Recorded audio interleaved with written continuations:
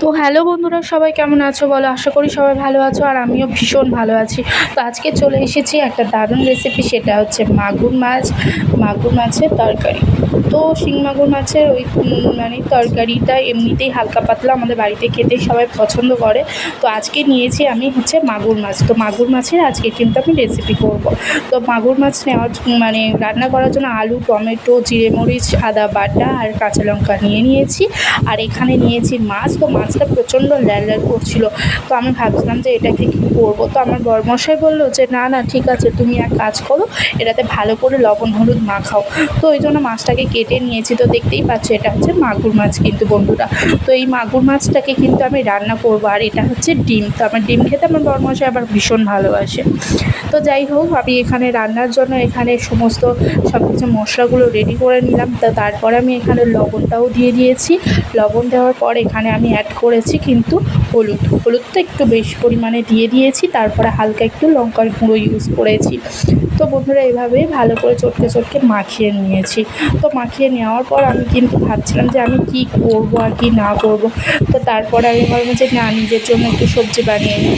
তো ওই জন্য নিজের জন্য একটু সবজি বানিয়ে নেওয়া, কারণ আমার তো আবার সুগার রয়েছে। তো তার জন্য আমি একটু সবজি বানিয়ে নিলাম, একটু বড়ি দিয়ে, একটু সব রকম সবজি দিয়ে। তা সেটা হচ্ছে তেল ছাড়া আর হচ্ছে চিনি ছাড়া। এটা হচ্ছে আমার মানে একটা মানে পুরো একটুখানি মশলা দিয়ে জাস্ট আমার রেসিপিটা করা। সেটা হচ্ছে আমি খাবো, মানে দুপুরে আমি ভাতও খাই না, রুটি খাই। তো রুটির সাথে খাবো। তো এই মাছটাকে আমি ভালো করে ভেজে নিচ্ছি। তো মাছটাকে আমি বেশি তেল না, আমি অল্প তেলেই কিন্তু আজকের এই রেসিপিটা বানাবো। অল্প তেলে এই রেসিপিটা বানালে খুব হেলদি হয়। আমাদের বাড়িতে এমনিতেই এই সবগুলো একটু অল্প তেলে কলা আলু অনেকে অনেক কিছু করে। তো আমি ভাবলাম যে আজকের একটু আলু দিয়ে টমেটো দিয়ে করি। তো এখানে আলুটাকে ভালো করে লম্বা করে একটু কেটে নিয়েছি। তো লম্বা করে কেটে নেওয়ার পরে এখানে আমি কিন্তু ভালোভাবে ভেজে নেব। তো ভালোভাবে ভেজে নিয়ে এখানে আমি হলুদটা দিয়ে দিয়েছি। তো হলুদটা দিয়ে দেওয়ার পর একটু লবণ দিয়ে দেব। তো এখানে আমি একদম পুরো লঙ্কার গুঁড়ো না দেওয়ার মতোই একদম পুরো দিয়ে দিয়েছি। এবার ভালোভাবে কিন্তু ভেজে নেব। তো একদম পুরো এপার ওপার করে ভালোভাবে ভেজে নেওয়ার পর কিন্তু বন্ধুরা আমি শুধু অপেক্ষা করছিলাম যে আমি কী করব। তো তারপর ভাবলাম যে না, একটু গরম জল ঢেলে দিই। তো এখানেও গরম জল ঢেলে দিয়েছি। তো গরম জলটা ঢেলে দেওয়ার পর দেখো অলরেডি ফুটতে শুরু করেছে, একটু গুট করে। তো গরম জলটা ফেলে দেওয়ার পর তারপর চাপা দিয়ে দিলাম আলুটাকে সেদ্ধ হওয়ার জন্য। তো একটুখানি তুলে নিয়ে আর একটু নেড়ে নিয়ে ভাবলাম যে মাছগুলোকে এবার ঢেলে দিই। তো মাছগুলোকে ঢেলে দিয়েছি হালকা অল্প আলু সিদ্ধ হওয়াতে। তো এটা আবার ফোড়নে দেবো কিন্তু তরকারিটা। তো আমাদের কিন্তু সবসময় হচ্ছে সাঁতাল বা ফোড়ন দিয়ে রান্না হয়। তো এখানে হচ্ছে এটা আমার হয়ে গেছে অলরেডি। তো হয়ে যাওয়ার পর আমি তুলে নেওয়ার পর এখানে ফোড়নে দেবো বলে তেজপাতা দিয়ে দিয়েছি।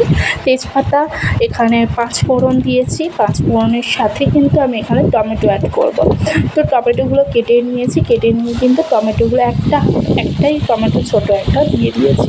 তো এভাবে দুটো কাঁচা লঙ্কাও দিয়ে দিয়েছি। একদম শুকনো লঙ্কা কিচ্ছু দেবো না, কারণ খুব হালকা পাতলাই রান্না। তো দেখো তোমরা খেয়েও দেখবে, খুব ভালোও লাগে। তো এইভাবে আমি কিন্তু টমেটো দিয়ে কাঁচা লঙ্কা দিয়ে ভালোভাবে রান্না নেওয়ার পর তারপর এখানে জিরে মরিচ আর আদা বাটা, আদার্স আর কিচ্ছু না, জিরে মরিচ আর আদা বাটা কিন্তু দিয়ে দিয়েছি। দিয়ে ভালো করে কিন্তু কষে নেবো। তো কষে নিয়ে ভালো করে একদম পুরো, তোমরা চাইলে একটু এর সাথে হলুদ বা যারা চিনি খাও তো তারা একটু চিনিও দিতে পারো এই সময়। তো আমি তো যেহেতু চিনি দেবো না, তো সেহেতু চিনি অ্যাড করিনি। তো এই তরকারিটা আমি এতে দিয়ে দিলাম। তো দেখতেই পাচ্ছি এরকম দিয়ে দেওয়ার পর একটু ভালোভাবে নেড়ে নেবো। তো নেড়ে নেওয়ার পর আমি কিন্তু আবারও কিন্তু চাপা দিয়ে দেবো। তো এই রান্নাটা কিন্তু বেশিক্ষণ লাগেও না বন্ধুরা, খুব কম টাইমের ভিতরে কিন্তু রান্নাটা হয়ে যায় চটজলদি করে। আর সবসময় মাগুর মাছে আমরা কী করি, হালকা পাতলাই খেতে পছন্দ করি, আর খুব ভালোও লাগে, আর শরীরের পক্ষে ভীষণ ভালো। তো তার জন্য আমরা হচ্ছে বেশ কাঁচা লঙ্কা দিয়ে এটা বেশ ফুটে উঠেছে, গন্ধটাও খুব সুন্দর বার হচ্ছে। এগুলো তো আমার বলতে নেই, সুগার যেহেতু আমার এগুলো গরম ভাতের সাথে আর এই গরম তরকারি তো জাস্ট দারুণ লাগে। তো আমাদের এই রান্নার রেসিপি যদি তোমাদের ভীষণ ভালো লেগে থাকে তো আমাকে সাবস্ক্রাইব করে অবশ্যই পাশে থেকো।